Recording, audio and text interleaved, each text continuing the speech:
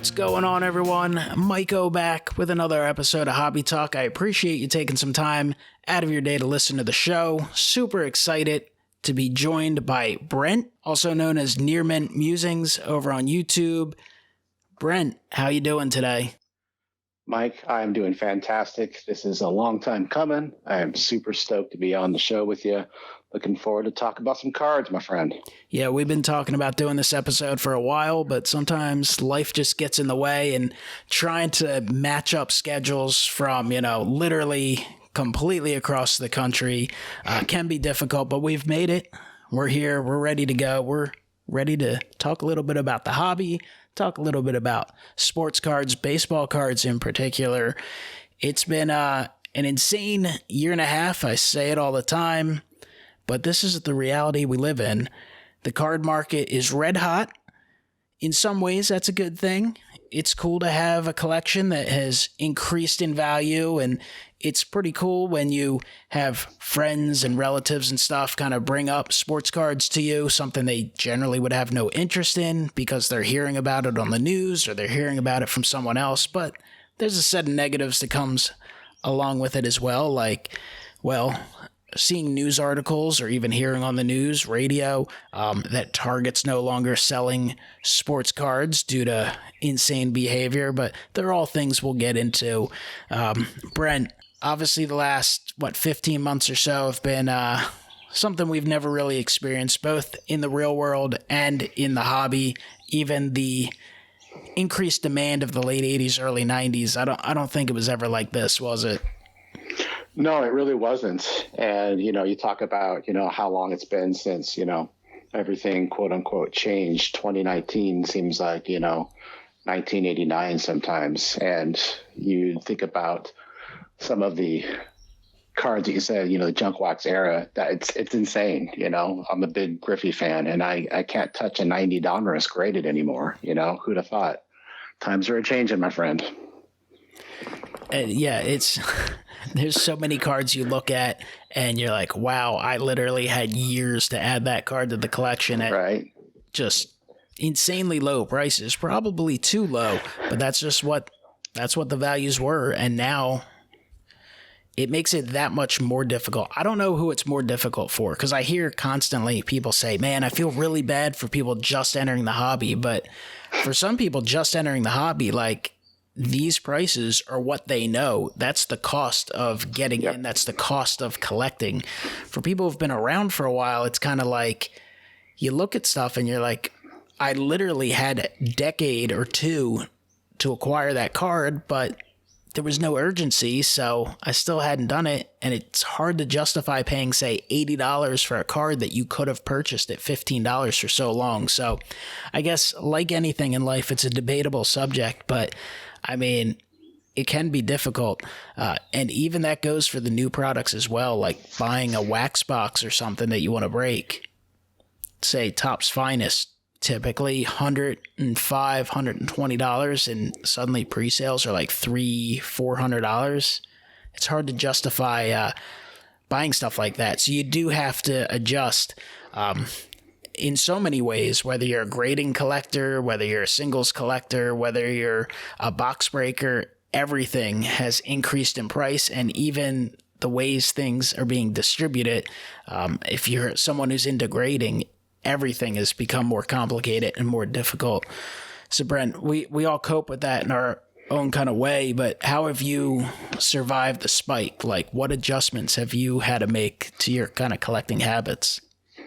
Well, it's interesting you brought up, the nostalgia part and cards that we could have had for so much cheaper back then, and then maybe we did and got rid of them just because they were cheap. I think of it's a two sides of the coin. I think a lot of the new people coming into the hobby, they don't even know what the junk wax era was. So there's kind of like a 1989, 1990, 1991 card. They don't know the glut that came into the market and how many cards there were. If they see a Griffey graded card, they don't care that there was, literally millions of them made, right? So I think, whether that causes the prices to go up or not, it's that nostalgia factor for new collectors. Now, conversely, for someone like myself, who that was when I was truly collecting as a kid, I look at it and part of me is like, I shake my head, so get off my 80s lawn, you new guys. This is, this is my era. And this was, I embrace it, but it also makes me be introspective and kind of look at my collection and appreciate those moments when I was a kid and hold on to those cards that I still have from that era even more dearly. Now, whether I want to, venture into the world of grading a card from that era, that's another thing. But it really causes me to look introspectively and just kind of hold on to that nostalgia, I think a little more than I would have in the past, because just the market is so crazy right now and the spotlight is so bright that it kind of puts blinders on, for me at least, to look at the things in the past that caused me to be a collector in the first place. Yeah, an adjustment is necessary. Like I said, for many reasons. One, sometimes the items you might want to add are just flat out not available, or you're just being priced out. And, there's different adjustments you can make. One is purchasing some lower end stuff or purchasing some base stuff, kind of adjusting, going after some players that you have memories of that really your general audience, especially the people coming in now, the investors and flippers, are going to have no interest or focus on. You could still get a lot of that stuff at very affordable prices. But another thing that I think most collectors do struggle with many times, it's very common at least, I should say, is enjoying what you have, enjoying your collection, relishing your collection, because we're always looking forward to the next thing. Oh, these are the top 10 cards I would like to add to the collection. Oh, this new product's coming out, this and that.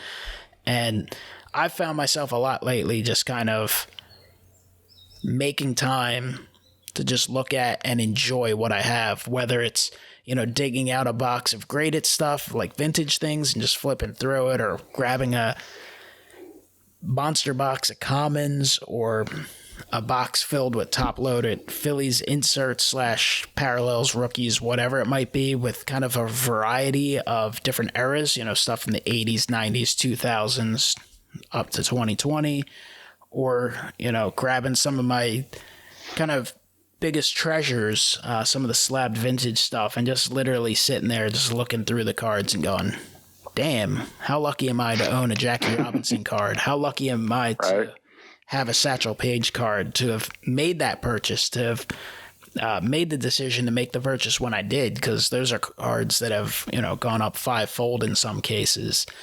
And even the whole binder thing, which, you don't hear or see a lot of binder videos, content put out on YouTube, which we refer to because we're both members of the YouTube community. We both make videos and take in content there. And of course, nowadays there's so much stuff with Instagram and Facebook groups and such, so many. But either way, a lot of the focus right now in those areas is the flip, the investment.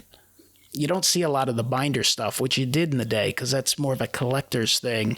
And I have my Phillies Ultimate Topps team set, and there have been a few days where I've just pulled it out, and I just, sometimes I'll definitely focus on some of the stuff from the late 80s, early 90s, and I just flip through, and I'll have memories kind of flash back from 93, one of the, more exciting seasons in Philadelphia baseball history. And then even some of the tough times in the late 90s, and I just flip through and go, wow, this team sucked. What the hell was wrong with me when I was 15? I thought this team could win more than 60 games. How did they even manage to win 60 games? You look at some of the, the better players from those teams, and you're like, wow, I was really lucky to see Scott Rowland and Kurt Schilling and Bobby Abreu, 3 really good players, in some cases borderline Hall of Famers, guys who will at least last on the ballot for a while. But then it's kind of funny to laugh at some of the guys like, man, this guy got a baseball card. He hit 170 in his career. So it's always tough with the guys who are rough, while they're playing with your team, because it frustrates you. But 10 years later, it could be a good laugh. 100%. It's as talking about that, I'm reflecting on my days. I've grown up and continue to be a Seattle Mariners fan, and there is not a team on the planet, at least in American sports, that have had a longer playoff drought than the Seattle Mariners. And I feel it, and there's kind of this weird kind of it's almost become ironic, the Mariners just got no hit last night. So it's like, okay, cool. Now we can get on with the season because the Mariners got no hit. It seems to be a yearly thing. But I was, to your point, there's nothing more therapeutic than a binder or a box rummage where you just reflect and you look at it and you enjoy. You read the backs of the cards, you read the stories. I have a 1993 Topps Finest refractor of Chris Bosio, which wouldn't be your number one or your number 30th pick if you had to choose somebody from that set. But in 1993, I just happened to be at a Mariners game on a Wednesday night. A buddy of mine decided, let's just go to a game. Nothing else to do. There'll be about 8,000 people in the Kingdome that night. And we witnessed a no-hitter. Speaking of no-hitters, we actually got a no-hitter. Omar Vizquel barehanded a slow roller to shortstop and threw it for the final out. Chris Bosio got himself a no-hitter.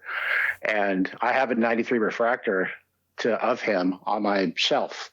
It's not going to be worth much to anybody. You know, maybe Chris Bosio's mom would have one, but that's about it. And it means the world to me because that's the memories that you've built with the team that you have been a part of for your whole life. And I would take that card any day over, you know, a Fernando Tatis 2021 refractor. You know what I mean? It's just, those are the memories that are built into it. Now, hopefully in 20 years, somebody will look back on a 2021 Fernando Tatis refractor and say, that's the year, you know, and that's what it's all about. And just to hold on to it, reflect, and enjoy what you have. It's so easy to get caught up in the noise and the craziness. If a guy hits 2 home runs last night, all of a sudden his card goes up, 50% the next day. It's easy to get caught up into it, but it's more enjoyable, I think, as you said, to just enjoy the connections you have to the past with the cards you have. Yeah, my favorite collectors, my favorite channels and such, and there's a lot of people who put out a lot of great content, but it's the people who are who not only collect and show off some cool cards and have cool collections, but it's the people who love the hobby, people who love the cards, people who love collecting, and people who love the game. Yep. And have the memories. And like your Chris Bosio thing, I instantly just think of my no-hitter connections and being lucky enough on August 15th, 1990 to be at Veterans Stadium with my dad and my brother Tom, and we were able to witness Terry Mulholland's no-hitter. And I mean, it was awesome. I was 8 years old, I want to say. And it's just awesome. Like I always liked Terry Mulholland as is because I was left-handed. He's left-handed. I used to try and emulate his pickoff move, out in the yard or even in Little League games and such. And, just to see that no-hitter and witness history. And I've always collected Terry Mulholland cards. And, at this point, 30 some years later, of course, I'm not sitting there searching eBay for Terry Mulholland every day, and I have the majority of the base cards you could have, but every now and then I'll just search and I'll find some cool parallel or something. And that's an awesome connection. Somehow I was lucky enough to see 2 no-hitters actually. And I was at Roy Halladay's no-hitter in the postseason against the Cincinnati Reds with my brother Andrew. Buddy. And it's just a bond you have. And like, when I look at Roy Halladay cards, obviously I think back to his tremendous career as is, right? Hall of Fame pitcher. And, his short time in Philadelphia, 3, 4, 5 years, whatever it was, where he was incredible, won the Cy Young, threw a perfect game, threw a no-hitter. And I always think back to, him as a whole being how good he was. But I think back to that moment and like being at a playoff game and going, oh my goodness, like he's throwing a no-hitter, like literally the second no-hitter in postseason history. And I think back to spending time with my brother Andrew and stuff, and like it's just crazy. And that's what makes the hobby great. Like, Sure, values and all that, and like that stuff is fun too, but like that's not what makes the hobby great. Like the hobby, people talk about like, will there be a crash and a correction and all this stuff? It's like, those are all things if you have a lot of money tied up, which, if you collect, you probably do. They're all things to pay attention to and be aware of, but like the hobby's not going anywhere. They've produced baseball cards in some format for 125 years. Like they will continue making baseball cards. Will they always be the hottest thing in the world? Probably not. There'll be ebbs and flows. There'll be spikes and drop-offs. All that stuff's going to happen. That's just part of reality. But like, if you're a collector, like, that's part of you. I see people talk about quitting the hobby and this and that, and it's like, do you really love the hobby? Because you don't have to quit the hobby. You can take breaks. I'm not saying you have to go over the top buying stuff. I certainly am full on. Like, I refuse to pay some of the prices that hobby boxes are. If I get a blaster at retail, sweet. Am I paying 2 or 3 times for a blaster box? Absolutely not. It's just straight up not worth it. But I can still find singles of some sort. There's stuff to find. So it's a great hobby for many reasons. And just like life, the memories you make, both with the people you meet and with the connections from your past, that's the absolute key. That's the most important aspect of the hobby, in my personal opinion.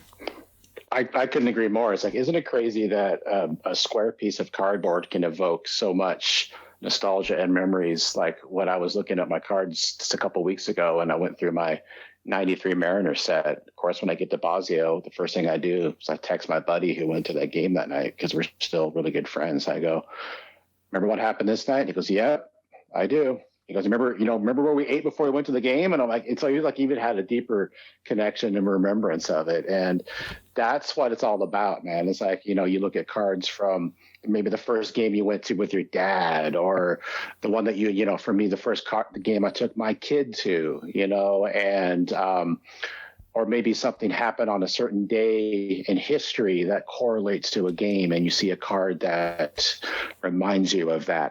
You and I need to make sure that the tangibility of the hobby doesn't just go all digital, because that's going to be a sad day. I know that digital is what it is, but if Topps Bunt is where it's going, then you got to have a card in your hand, right? You have to have that feel and that collectability that goes into a binder or a box or a penny sleeve or a one touch or a slab. But it is 2021 and digital, that's what the kids are into. I get that. So it's nostalgia, and that's the beautiful part of the hobby, my friend.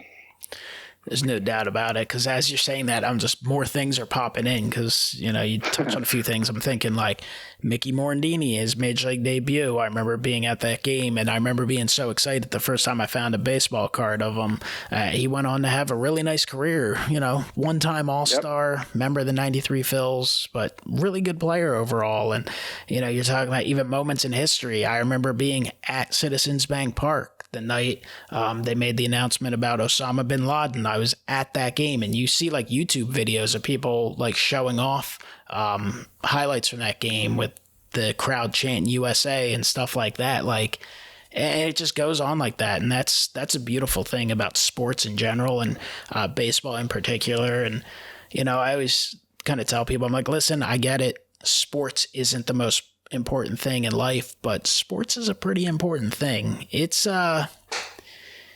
pretty big. It's one of those things that just connects to so many things. It helps build relationships between fathers and sons, with brothers, friends. It connects people. It helps you kind of remember a timeline. You're talking about your buddy with the Chris Bosio no-hitter, and I can think back to like moments in '08 with the Phillies. Like, I remember the Matt Stairs home run, where I was for that. I remember where I was Jimmy Rollins in 2009, his walk-off triple to beat the Dodgers. Obviously, I remember being at Citizens Bank Park with my dad as the Phillies clinched the World Series, just a surreal moment in 2008.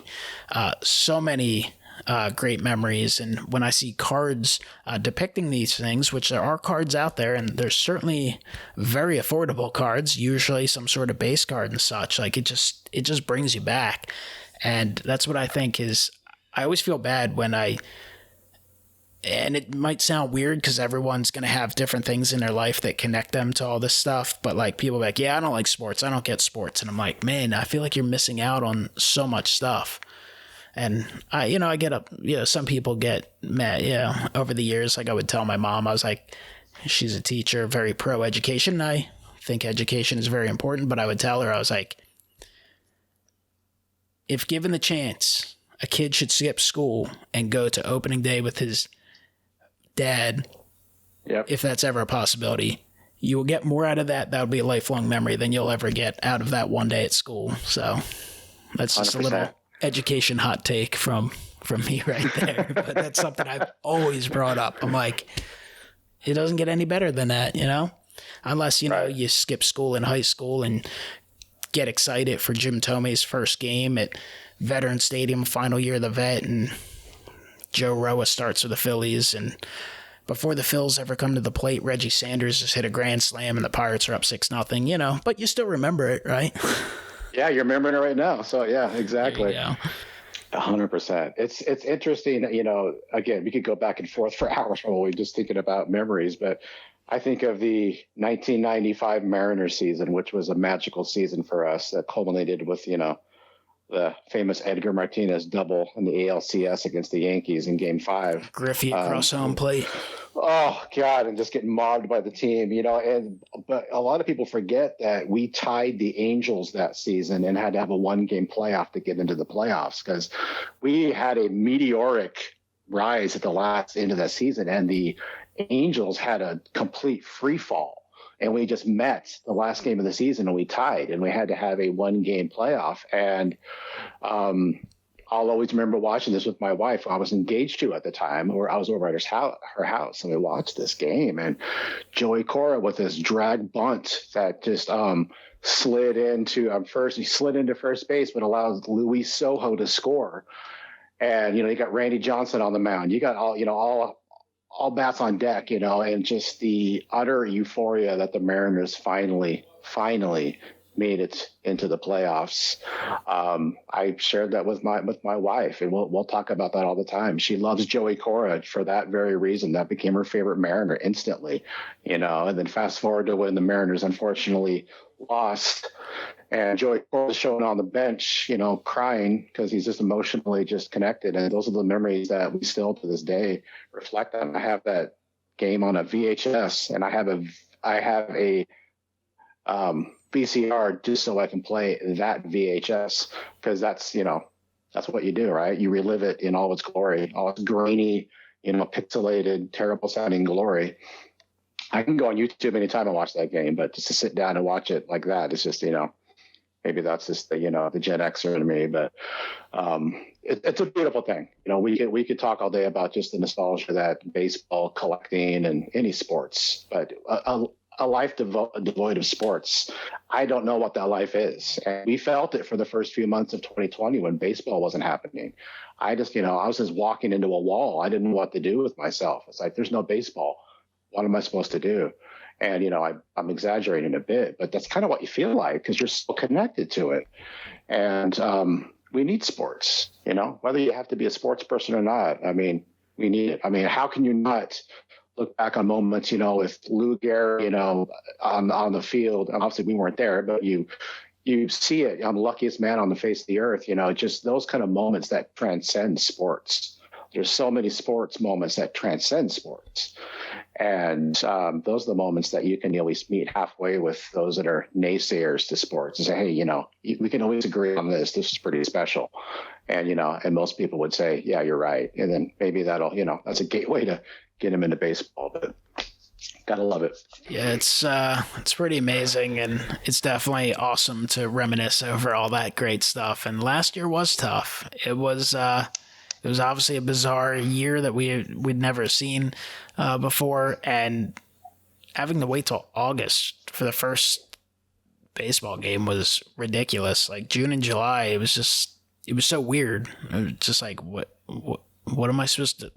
I'm supposed to be able to go home and count on watching, you know, a baseball game every night. Yeah. Phillies, you know, 5, 6, 7 times a week, and maybe someone else, you know, once or twice a week, whatever you can. And you couldn't do that. So you kind of learn that you can't take everything for granted. And that's, you know, a lesson you can learn in the hobby too, really, you know, with so many things. And there's so many awesome things to collect, you know, kind of getting back to the card thing. I have found myself, especially as this hobby spike has continued, and I've been going this way for a while, but moving more and more onto the vintage side of things, just Yep. interest level, vintage, pre-war. I mean, I find that stuff fascinating, and I love the new stuff too, but especially when it's like $500 for a rookie card of someone who isn't in the majors yet.